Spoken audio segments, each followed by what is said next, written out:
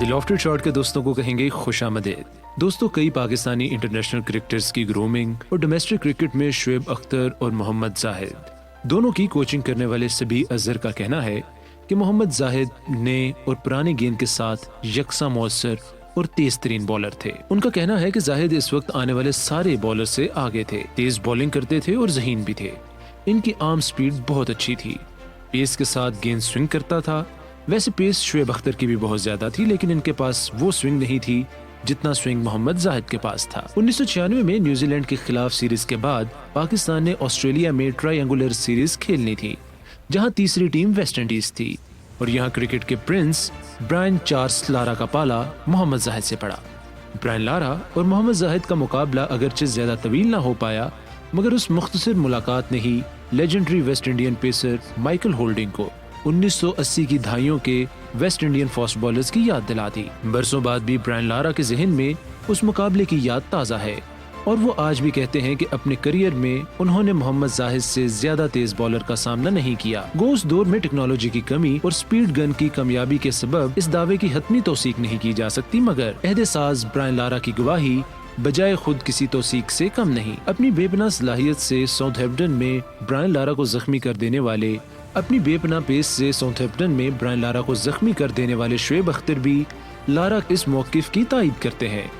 محمد زاہد کے ہمراہ ڈاکٹر نعمان کو دیے گئے یوٹیوب انٹرویو میں شعیب اختر کا کہنا تھا کہ جب زاہد نے ڈیبیو پر 11 وکٹیں حاصل کی تو ہم سب پیسرز نے کہا کہ بھائی اگلے 10 سال ہم میں سے کوئی بھی نہیں کھیلے گا، ہمارا کوئی چانس نہیں۔ شعیب اختر کا کہنا ہے کہ میں ہمیشہ مانتا تھا کہ زاہد مجھ سے بہترین ایتھلیٹ تھا، مجھ سے تیز بھی تھا۔ دنیا میں اگر کوئی ردم کے اعتبار سے درست ترین فاسٹ بالر تھا تو اس کا نام محمد زاہد ہے۔ محمد زاہد مائیکل ہولڈنگ جیسا رن اپ، میلکم مارشل کی طرح ہوا میں پیس اور وسیم اکرم جیسی چالاکی رکھتے تھے۔ ڈومیسٹک کرکٹ میں زاہد کے ہمراہ پی آئی اے کی بالنگ اٹیک کی قیادت کرنے والے شعیب اختر کے خیال میں اگر زاہد کا ڈیبیو 4 سال پہلے ہو جاتا تو شاید ان کا کریئر مختلف ہوتا۔ شعیب اختر کے اس بات میں وزن نظر آتا ہے۔ ڈومیسٹک کرکٹ میں سن 1994 کا سیزن زاہد کے لیے بہترین سال تھا، جب وہ بھرپور ردم اور پیس کے ساتھ بالنگ کر رہے تھے، لیکن یہ الگ بات ہے کہ وسیم اکرم اور وقار یونس جیسے فاسٹ بالرز کی فارم میں ہوتے ہوئے کسی بھی نئے بالرز کے لیے پاکستان کرکٹ ٹیم میں جگہ بنانا تقریباً ناممکن تھا۔ زاہد کہتے ہیں کہ میں نے بچپن ہی سے یہ سنا تھا کہ اگر تیز بالنگ کرو گے تو ہی پاکستان ٹیم میں اپنی جگہ بنا سکو گے۔ زاہد سے پہلے دنیائی کرکٹ پر اپنی رفتار سے دہشت جمانے والے وقار یونس بورے والا ایکسپریس کے نام سے پہچانے گے۔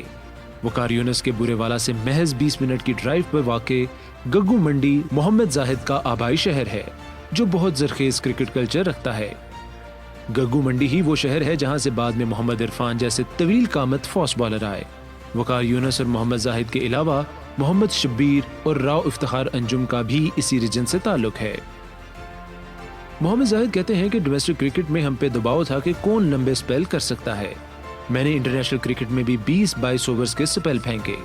تب میری فٹنس کا یہ عالم تھا کہ صبح گیند پکڑی تو چائے کے وقفے تک مسلسل بالنگ کرتا چلا گیا۔ قسمت کی ستم ظریفی دیکھیں کہ جہاں دبلے پتلے جسم کے ساتھ اس قدر تیز اور متواتر بالنگ کبھی بھی محمد زاہد کی انجری کا باعث نہ بن سکی، وہیں فیلڈنگ پریکٹس کا ایک سیشن ان پہ ایسا بھاری پڑا کہ ان کی کمر ہی توڑ گیا۔ اپنی انجری کے حوالے سے تفصیلات دیتے ہوئے محمد زاہد کا کہنا ہے کہ ہم لوگ سری لنکا میں تھے، ان دنوں جونٹی روڈز کی فیلڈنگ کا بہت کریز تھا اور ہم لوگ شارٹ سنگل روکنے کے لیے ڈائیو کی پریکٹس کر رہے تھے۔ سری لنکا کے گراؤنڈ ریتلے ہوتے ہیں، میری چیسٹ ریت میں دھنس گئی، ٹانگیں فولڈ ہو کر کمر پر آ گئیں اور میرے لیے سانس لینا ناممکن ہو گیا۔ اگلے دن ٹیسٹ میچ تھا، کوچ جاوید میاداد تھے، انہوں نے اسکواڈ 14 کی بجائے 12 کھلاڑیوں کا رکھا تھا اور وسیم بھائی بھی انجرڈ ہو گئے۔ رمیز بھائی کپتان تھے، انہوں نے مجھے ٹیم میں شامل کر لیا۔ مڈ آف پر سلیم ملک کھڑے تھے، انہیں بھی بتاتا رہا کہ مجھے درد ہو رہا ہے، مگر مجھ سے وہ لگاتار بالنگ کرواتے رہے۔ زاہد اب اس میچ کو یاد کرتے ہیں تو کہتے ہیں کہ ڈاکٹر کے پاس اس میچ کے بعد گئے تو ڈاکٹر نے انہیں بتایا کہ اگر وہ انجری کے بغیر اتنا لمبا نہ کھیلتے تو شاید ان کی چوٹ قدرتی طور پر ٹھیک ہو جاتی، مگر تب تک وقت گزر چکا تھا اور محمد زاہد کے لیے سرجری کروانا تقریباً ناگزیر ہو چکا تھا۔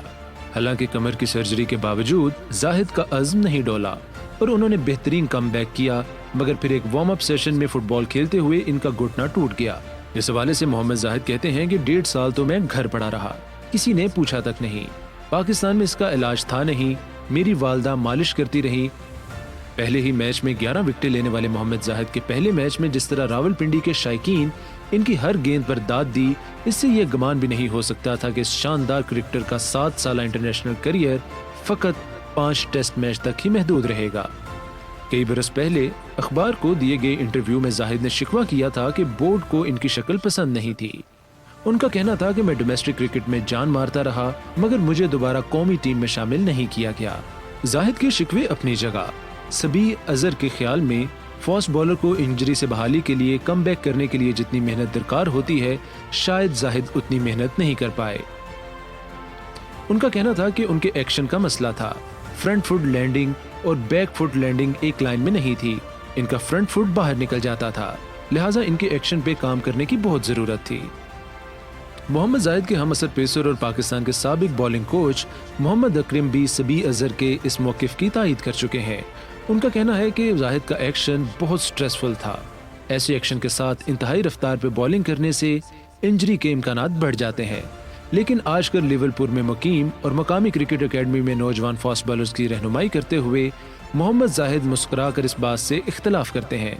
उनका कहना है कि मेरी दोनों बड़ी चोटें तब लगी जब मैं बॉलिंग नहीं कर रहा था। उनका यह भी कहना है कि अब इन बातों का कोई फायदा नहीं, ये सब किस्मत की बात है, जो हो गया सो हो गया। जाहिद की ये बात भी दलील से आरी नहीं और फास्ट बॉलर्स की देखभाल में पीसीबी का ट्रैक रिकॉर्ड भी कोई दरख्शा नहीं है। अगर दुनिया के तेज तरीन बॉलर की देखभाल जरा बेहतर तरीके से कर ली जाती तो इनके करियर की उठान कुछ अलग ही होती। क्रिकेट से जुड़ी मजीद कहानियों को जानने के लिए हमारे चैनल दी लॉफ्टर चार्ट को सब्सक्राइब करें। शुक्रिया।